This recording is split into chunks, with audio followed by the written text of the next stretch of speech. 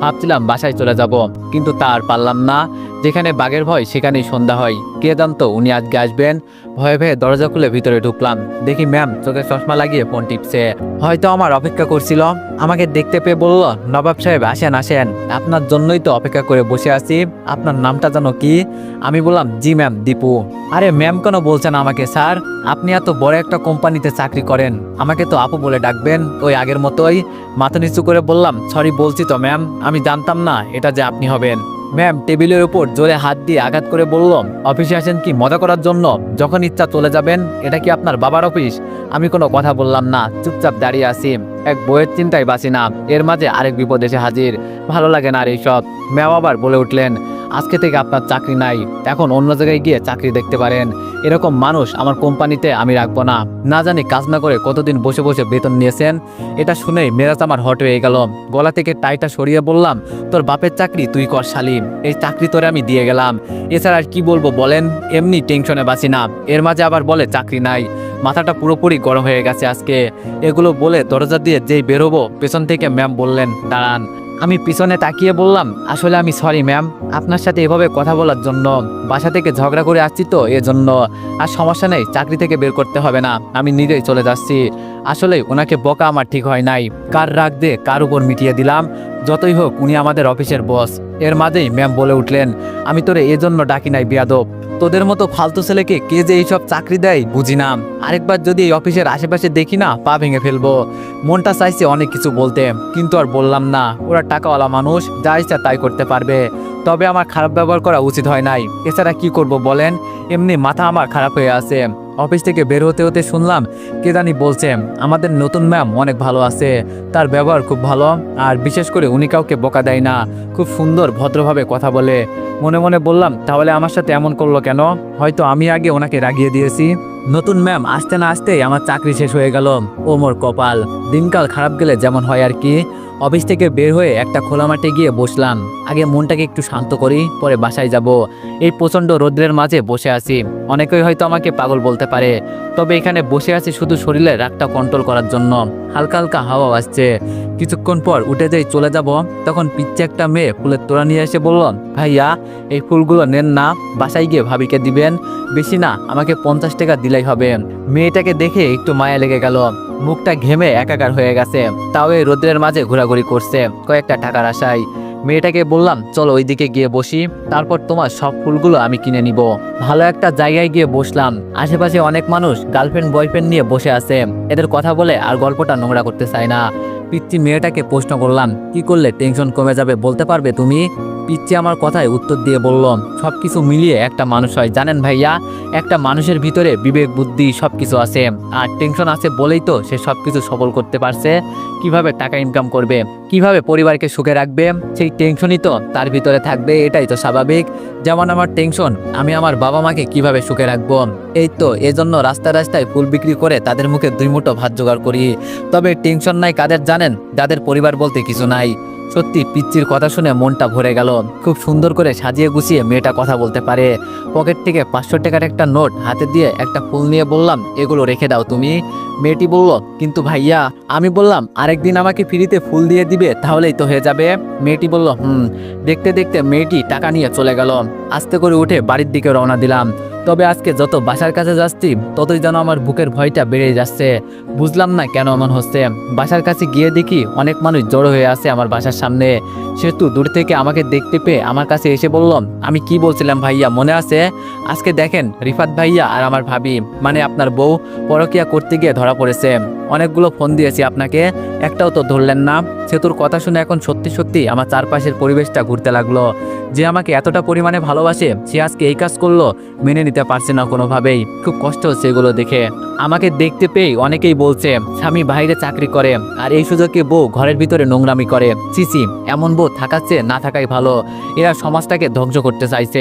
ভিতরে গিয়ে দেখি রিফাত আর আমার বউ নিচে একসাথে বসে আছে। মৃত্যুর শরীরের কাপড় উল্টাপাল্টা হয়ে আছে। মাথার রক্তটা যেন কিছুক্ষণের জন্য গরম হয়ে গেল। কি করব এখন এদের ভেবে পাচ্ছি না। মিতু আমাকে দেখতে পেয়ে আমার পায়ের উপর পড়ে গিয়ে বলল, ওগো আমাকে মাফ করে দাও, আমি যে অনেক বড় ভুল করে ফেলেছি, আমি তোমাকে ঠকিয়েছি, আমি না বুঝে এসব করে ফেলেছি, আর জীবনেও এসব হবে না, মাফ করে দাও। পা দিয়ে লাথি দিলে ওর পেটের বাচ্চার এখন সমস্যা হবে, তাই আমি পিছনে সরে গেলাম। মাহির বাবা আমার কাছে এসে বলল, পুলিশ ডাকবো বাবা?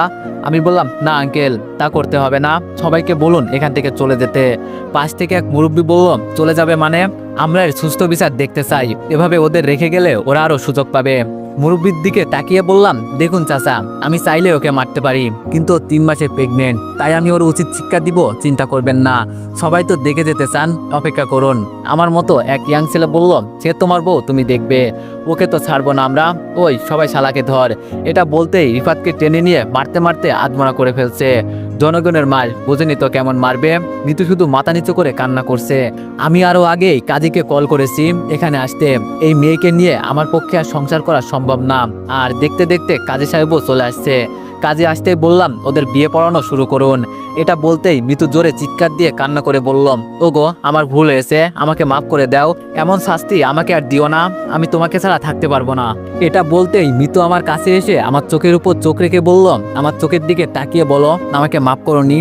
বলছি তো আমি অনেক বড় ভুল করে ফেলেছি। শরীরে যতটা শক্তি ছিল সবটা দিয়ে একটা চড় দিয়ে বললাম, খালি ভুল করে বলিস আবার ভুল হয়ে গেছে? তোরে তো আজকে প্যান্টের বেল খুলে যেই মারতে যাব তখন সেতু এসে আমার হাত ধরে বলল, ময়লার উপর হাত দিয়ে কি আপনার হাত নোংরা করতে চান? ও তো নষ্ট একটা মেয়ে, এগুলো করে বেড়ানো ওর স্বভাব। কাজী সাহেব আপনি আপনার কাজ করুন। হঠাৎ কে জানি বলল, এই বিয়ে হবে না, আর হতেও পারে না। তাকিয়ে দেখি রিফাতের বউ সরাসরি আমার পায়ে পড়ে বলল, ভাইয়া এই বিয়ে দিয়ে আমার জীবনটাকে নষ্ট করবেন না। আমি জানি ও কত বড় ভুল করেছে, কিন্তু আমার ঘরে এখন সতীন গেলে আমার অবস্থা অনেক খারাপ হয়ে যাবে। আমি ওর বিচার করব, এগুলো আমার উপর ছেড়ে দেন।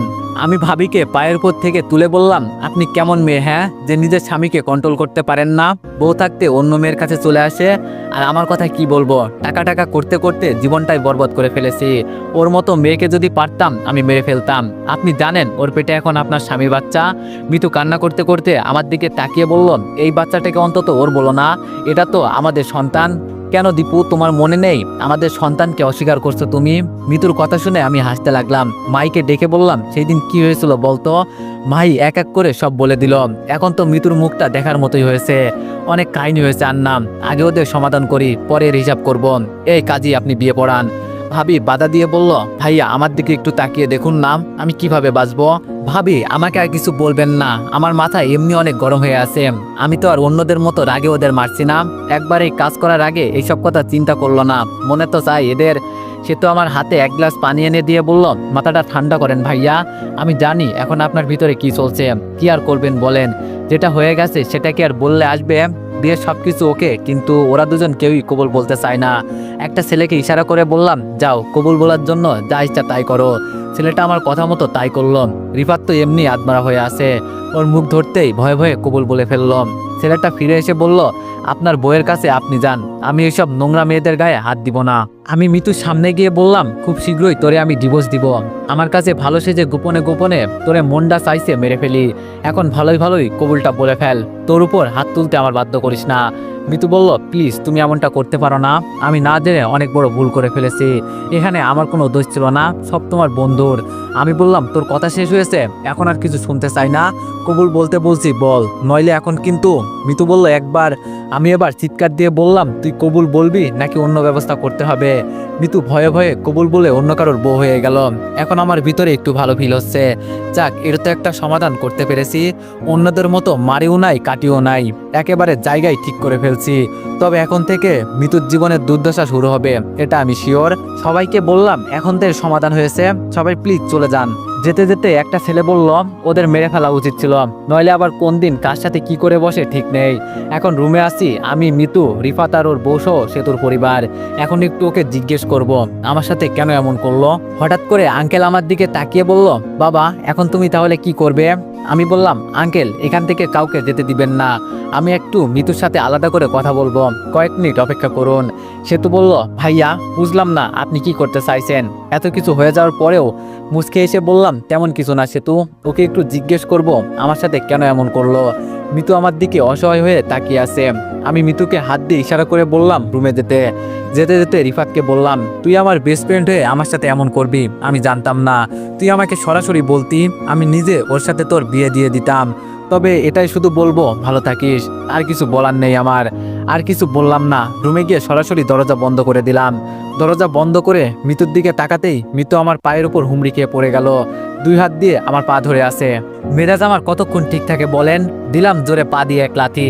চোখ লাল করে বললাম, আমার খেয়ে আমার বাসায় থেকে এইসব করিস? তা এখন বল, কতদিন ধরে এইসব চলছে? মিতু কান্না করতে করতে বলল, বিশ্বাস করো এখানে আমার কোনো দোষ ছিল না, সব তোমার বেস্ট ফ্রেন্ডের সাজানো নাটক। রাগে বললাম, তোরে আমি যেটা বলছি সেটার উত্তর দে, এত কথা আমি তোর কাছ থেকে শুনতে চাইছি? মিতু বলল, তুমি আমাকে কি দিয়েছো? হ্যাঁ, একটু ভালোবাসার জন্য আমি কি না করি নাই? সারাদিন শুধু টাকা টাকা করো। আমি কি চাই সেটা একবার চিন্তা করেছো? আমার মন যেটা বলছে আমি সেটা করছি। এত বকবক না করে আমাকে রাখার হলে রাখো, নইলে ডিভোর্স দিয়ে দাও। মিতুর কথা শুনে কিছুক্ষণ চুপ থাকলাম।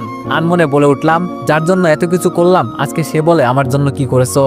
আজীবন টাকা টাকা করে গেলাম কেন? ভবিষ্যতের জন্য, যেন আমার ছেলে মেয়ে সুখে থাকতে পারে। কি বলবো, তোর মতো যে একটা মেয়ে আমার বউ ছিল এটা আমার ভাবতেই ঘৃণা হয়। মন কি যে বলে জানিস, তোরে মেরে আমি জেলে যাই, বুঝবি একদিন। এখন সময় আমার খারাপ, তাই কিছু বললাম না। হঠাৎ দরজায় টুকাই কথা বলা বন্ধ করলাম। বাইরে বলে আসছি যেন বিরক্ত না করে। এখন আবার কি হলো? দরজা খুলতেই দেখি বাইরে পুলিশ সহ একজন উকিল দাঁড়িয়ে আছে। রিফাতের বউ পিছন থেকে বিলিয়ন রুপি হাসি দিয়ে বলল, এই তোর কি মনে হয় রিফাত আমার কথা না শুনে এইসব করছে? আমি বলছি দেখেই ও তোর বউয়ের সাথে এইসব করছে। আর বিশেষ করে এখানে আমাদের তিনজনের চিন্তা ভাবনা ছিল কিভাবে তোর এই ফ্ল্যাটটা আমাদের নামে করব। আজকে সেই সময় এসেছে। আমার ভাই এই থানার ওসি, আর সাথে উকিল নিয়ে আসছে। সব কাগজে সাইন করে দে, নইলে কি যে করব ভালো করেই তো জানিস। আঙ্কেলের দিকে তাকাতেই ইশারা করে বলল, বাবা আমাকে মাফ করে দিও, আমি তোমার জন্য কিছুই করতে পারলাম না। বুঝতে পারছি এখানে আঙ্কেলের কিছু করার নেই, সবাইকে আটকে রাখছে পুলিশ। রিফাত আমার গালে একটা চড় দিয়ে বলল, ছালা আমাকে বেস্ট ফ্রেন্ড বলিস? তোর সেই যোগ্যতা আছে? এখন তুই এই বাসাটা আমার নামে লিখে দিবি, আর আমরা সুখে শান্তিতে সংসার করব। শেষমেশ মিতুর দিকে তাকালাম, কিন্তু ওকে দেখে বোঝা যাচ্ছে ও কতটা খুশি হয়েছে। দিন নাই রাত নাই এত পরিশ্রম করে এই বাসাটা কিনেছি, আজকে নিজের আপনজনের বেইমানির কারণে এই বাসাটা অন্য কারোর নামে লিখে দিতে হবে। কপাল খারাপ আমার। এর মাঝে উকিল এসে একটা কাগজ আমার সামনে ধরে বলল, এখানে একটা সাইন করেন। দরজায় তাকিয়ে দেখি দরজার কাছে একজন পুলিশ দাঁড়িয়ে আছে, যেন আমরা কেউ বাইরে যেতে না পারি। ভাবছিলাম এখান থেকে দৌড়ে পালিয়ে চলে যাব, কিন্তু সেই পথটাও বন্ধ। বিশেষ করে এখানে আমার জন্য আঙ্কেল আন্টি অপমানিত হচ্ছে, তাই কোনো কিছু না ভেবে কাঁপা কাঁপা হাতে কলমটা নিলাম। কলমটা নেওয়ার সাথে সাথে চোখ থেকে এক ফোঁটা জল গড়িয়ে পড়লো। এতদিনের পরিশ্রম একটা সাইনের কারণে সব শেষ। সাইন করে দেওয়ার পর শুধু বললাম, কাকে কি বলবো? আমার অর্ধাঙ্গিনী আমার সাথে বেইমানি করেছে, কারোর উপর আমার আর কোনো অভিযোগ নেই। শুধু বললাম, দিন শেষে যেন বেইমানগুলো ভালো থাকে, আর যেন এমন বেইমানগুলোর সাথে দেখা না হয়। আঙ্কেল আন্টিদের সাথে বাইরে যেতে যেতে সেতু বলল, ভাইয়া আমাদের কিছু করার ছিল না, মাফ করেন। হঠাৎ করে পুলিশ এসে গেল, আমাদের বাইরেতেও দেয়নি, নইলে বাবা হয়তো কিছু করতে পারতো। আমি বললাম, আরে না বাদ দাও, আমার কপালে এসব লেখা ছিল, এজন্য হয়েছে। কাউকে আমি দই দিই না, এত কষ্টের টাকা আমার সব জ্বলে গেল। আঙ্কেল আমার হাত ধরে বলল, মন খারাপ করো না বাবা, সব ঠিক হয়ে যাবে। সেতুদের বাসার ভিতরে গিয়ে সোফায় বসলাম। সবাই ভিতরে চলে গেল, শুধু আঙ্কেল বসে আছে। আঙ্কেল বলল, তা বাবা এখন তুমি তাহলে কি করবে? আমি বললাম, কি আর করব আঙ্কেল, দেশের বাইরে গিয়ে কয়েকদিন বেরিয়ে আসবো, তারপর চাকরি খুঁজাখুঁজি করব, সব তো চলেই গেল। আঙ্কেল বলল, কেন বাবা, তোমার চাকরির কি হয়েছে? আমি বললাম, আজকে সকালে নতুন বস এসেছে, ওই একটু ঝগড়া হয়েছিল, আমি জানতাম না উনি আমাদের নতুন বস। একটু কথা কাটাকাটি হয়েছে, এজন্য চাকরি চলে গেছে। আঙ্কেল বলল, ও কি বলবো বাবা, বলার ভাষা খুঁজে পাচ্ছি না, তোমাকে কিছু বলে সান্ত্বনা দিতে পারবো না। আমি বললাম, না আঙ্কেল, শহরটা এখন আমার কাছে নিষ্ঠুর হয়ে গেছে। আন্টি এসে আঙ্কেলকে কি জানি একটা ইশারা করে বলল, আমি তেমন কিছু বুঝতে পারলাম না। কিছুক্ষণ চুপ থাকার পর আঙ্কেল বলে উঠল, বাবা তোমাকে আমি একটা কথা বলতে চাই। আমি বললাম, বলেন আঙ্কেল। আঙ্কেল বলল, দেখো বাবা, তোমার সাথে আজকে যা কিছু হয়েছে সব ভুলে যাও। এমন কিছু হয়ে যাবে যে আমি নিজেও কল্পনা করতে পারি নাই। আমার বড় মেয়ে এই বিষয়ে আমাকে আরো আগেই বলেছিল, কিন্তু আমি বিশ্বাস করি নাই। মনে করছি তোমার বেস্ট ফ্রেন্ড হয়, এজন্য আসে। তবে আজকে একটা ছেলে কিভাবে দেখে ফেলছিল, এজন্য সব ধরা পড়েছে। মন খারাপ করে বললাম, থাক আঙ্কেল, এইসব কথা বলে আর মন খারাপ করবেন না। যা হয়েছে তা হয়ে গেছে, বাদ দেন। আপনি কি বলতে চান বলে ফেলুন। আঙ্কেল বলল, দেখো বাবা, তুমি বলতে পারো আমি তোমার দুর্বলতার সুযোগ নিচ্ছি, কিন্তু আমার এমন কোনো মন মানসিকতা নেই। অনেক আগে থেকেই তুমি আমাদের মেয়েকে পড়াও, কতটা যে তুমি আমাদের সবার কাছে ভালো বলার বাইরে। এই সময়ে তোমার এইসব বলা ঠিক হবে না জেনেও বলছি, নইলে তো তুমি আবার চলে যাবে বাড়িতে, তাই বাধ্য হয়ে বলছি।